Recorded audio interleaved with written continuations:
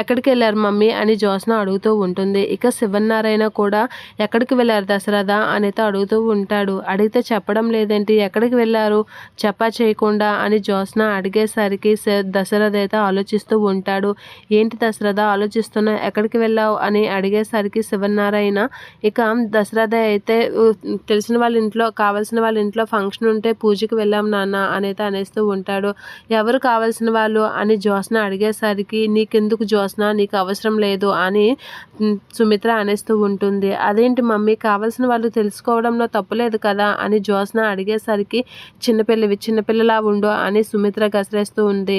అయినా నీకు పెద్దవాళ్ళ విషయాలు నీకెందుకు, చిన్నపిల్లలా ఉండి నీకు కావాల్సినవి నువ్వు అడుగు, అంతవరకే, పెద్దవాళ్ళకి కావాల్సినవి నీకు అనవసరం అని గట్టిగా అనేస్తూ ఉంటుంది సుమిత్ర. అలా అడిగేసరికి సుమిత్ర అలా అనేసి అక్కడి నుంచి అయితే వెళ్ళిపోతూ ఉంటుంది. అసలు నేను ఇప్పుడు ఏమన్నానని అమ్మ అంత సీరియస్ అవుతుంది అని జ్యోత్స్న అంటూ ఉంటుంది. ఆ మాటలకి శివనారాయణ అలా చూస్తూ ఉంటాడు.